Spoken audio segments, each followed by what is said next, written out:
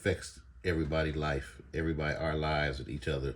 And just start a little background. Can you share a little bit about yourself and where you was living before you got in this situation?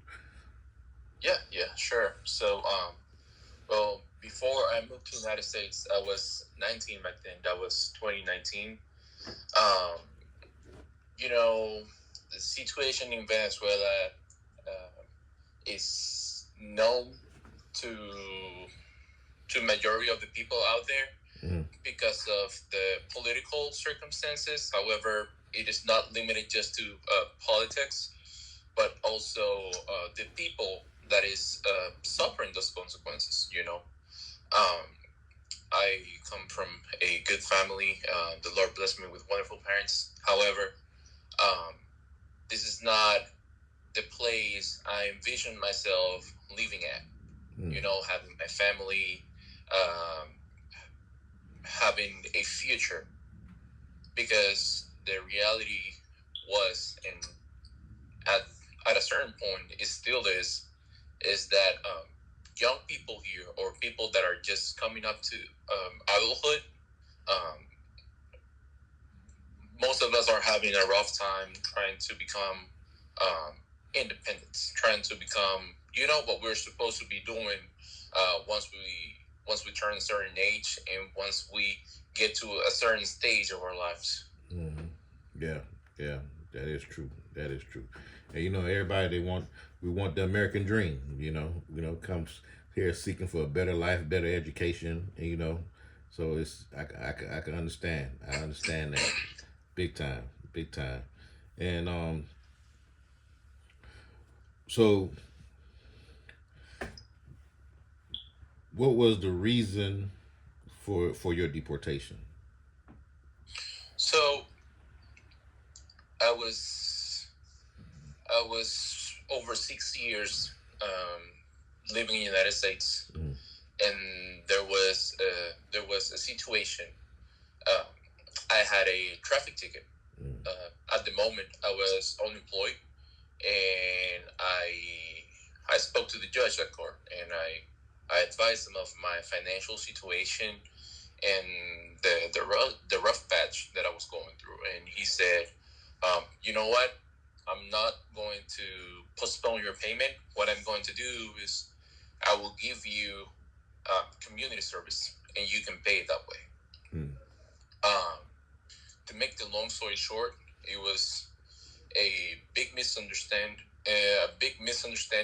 with my probation officer, um, which led me to fail probation Mm. under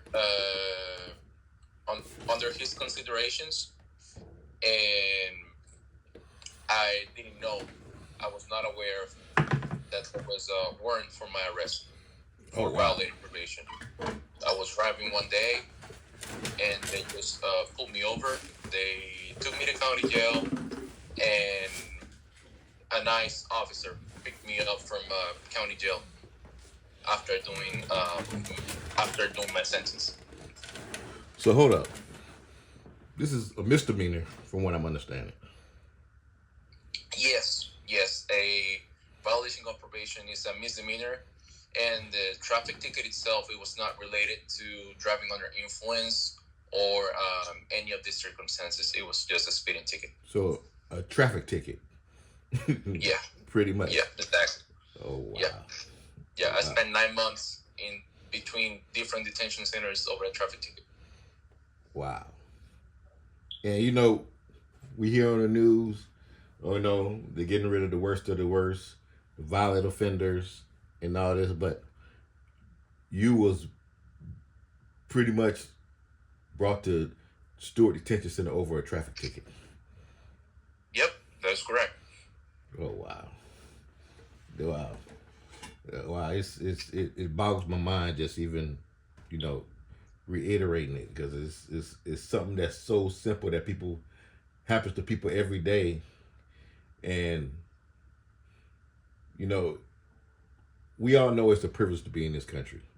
We all know it's a privilege, but to take somebody's dreams away, the education away, just for a simple traffic ticket is it's mind blowing to me. It's mind blowing to me.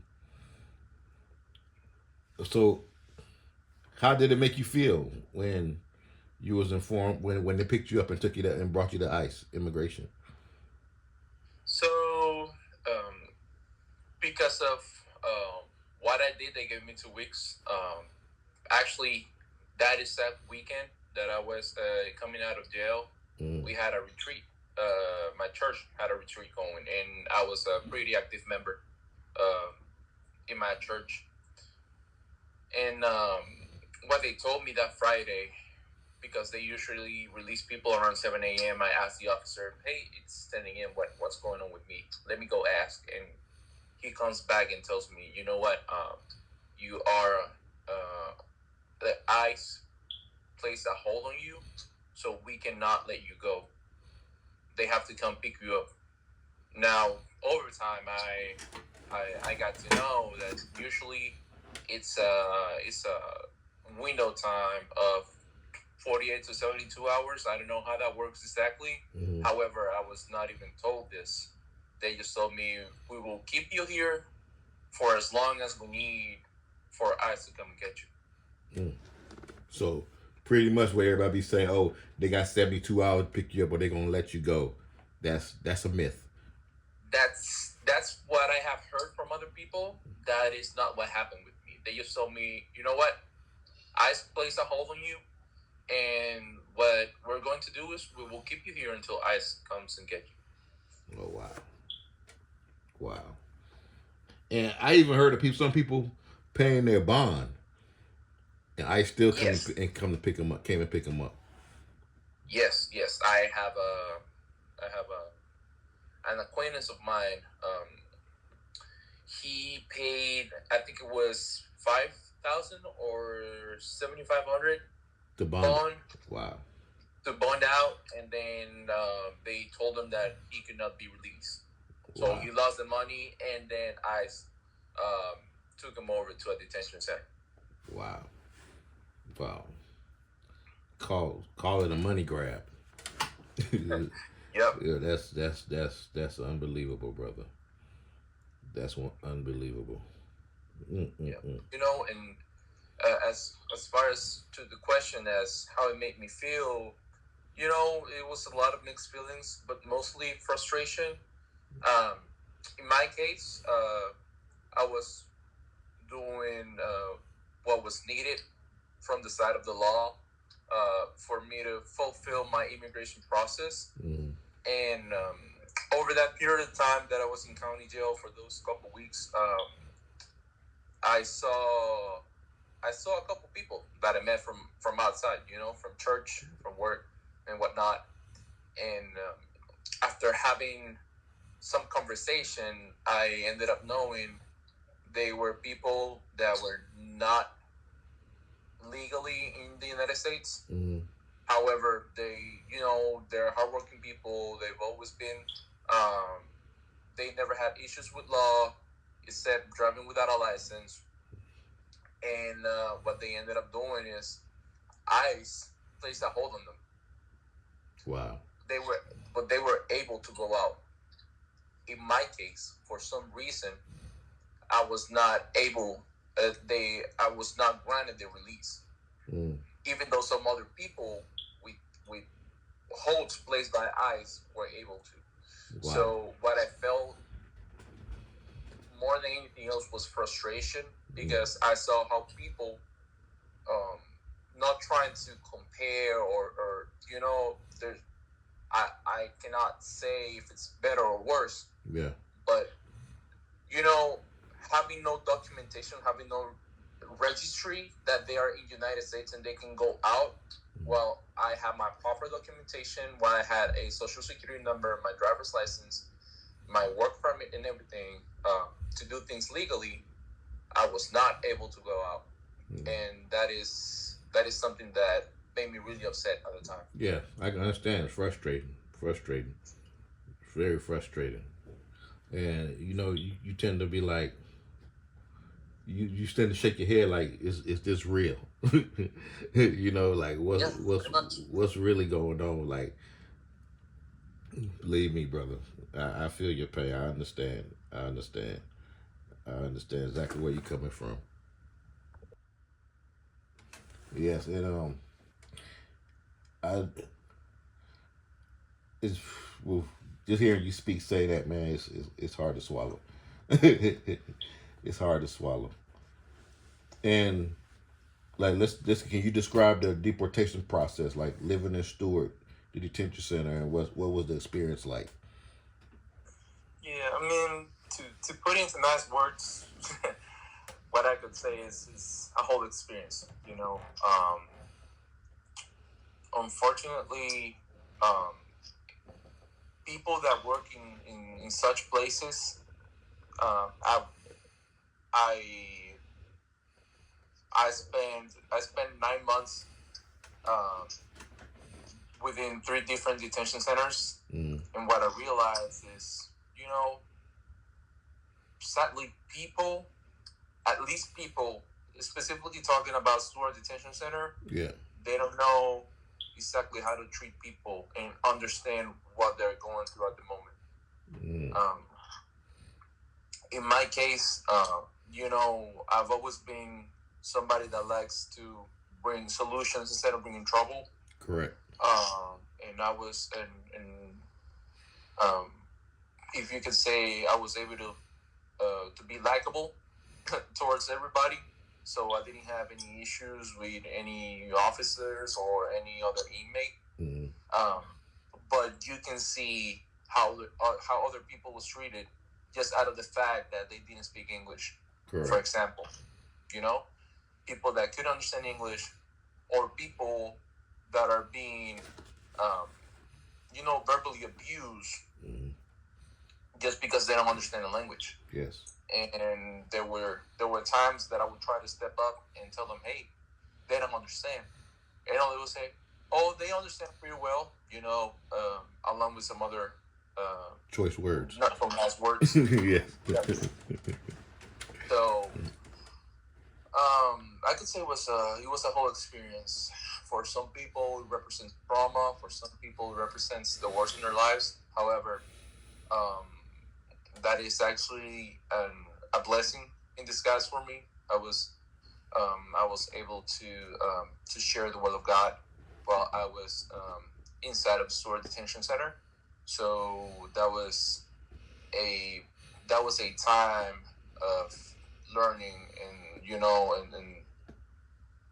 and looking inside, like look in the mirror and looking inside, because sometimes we just try to blame, we just try to point at others, but there are things that we don't get to solve because we either avoid them or we don't deal with them because we're too busy with our daily routine. So Yeah. I'll try to take the most advantage out of it. But other than my personal experience, and if I have to speak for everybody, this is a place you do not want to spend your time at, for sure. Yeah, because boy, there's been times I know, even like you said, you was preaching the word of God, man. There's been times where you used to translate for me, and you asked me to preach a couple times, and I found how hard it was to preach. I found how hard it was to preach, and it seemed like it came like second nature to you. And one thing that stuck to me one time, one thing you told me, it was like, you know, if I have to preach the same word over and over again, just so people get an understanding, you have no problem doing it. And that stuck with me when you said that, because it was like, this man is really, he's really genuine about his approach with everything. And that's one thing I found about you. I was real. That was a good connection. I appreciate you, brother. Because you're a true genuine guy. In every which way, everything you do, how you carry yourself. And I just want to say I appreciate you. I appreciate you. There, you was a good, a good uh you knew how to calm people down. When things when people used to get rowdy, you would be the guy that would be like, you know what, especially it used to be difference between the different races, the different, a lot of different cultural background, different people culturally, and you used to be the one to be like, okay, where there's a middle ground here, and let's stick to that middle ground, before things get out of hand, and yeah, you was good at that.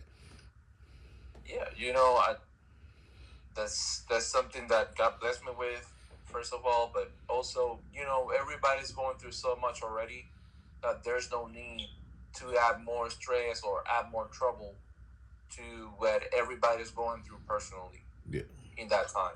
You know, I get everybody. Um, everybody has their own situation. So for me, I understood that all I needed to do was walk on eggshells. You know, understand and knowing who you're talking to, and you know, understand their situation. Just like, just like we were torn apart from our families. We were isolated from society and everything. They are going through their own thing. yeah, So you just gotta understand that. And if they're having a bad day, just let them have the bad day. yeah. You know, one day is going to be you, and you know, whatever you do comes around. So That's true. That's you true. just gotta treat others how you want to be treated. That's all. That's true. That's true. And let's talk about the facility, like the problems in the facility that you faced, like as far as uh, structurally dealing with medical, because that's one thing that they always said that they always gave immigrants the best medical care while they was there. No, no. What's your take on that? So I was there since June, and I left on January. So you can do the math. That's about 7 8 months. Mm-hmm. And since day one, they knew and they looked at my situation with the footwear they gave us Mm-hmm. at the facility. It simply just did not fit my feet, and because of that, they would not let me go out and take some fresh air, or they would not let me go out of yard because the officer that was right at the door would not let me go out, and they actually banned me from going outside Because you're because I was not allowed to. As simple as that. That's just how they said it. And I was pursuing going to medical for those 6 months, putting tickets. As they told me, do it daily. I started doing it daily, weekly. Every time a nurse or a doctor would walk around, I would tell them, "Hey, I need this. I cannot even go outside. I'm all day long in here, sucking up only AC and a bunch of bacteria. Because whenever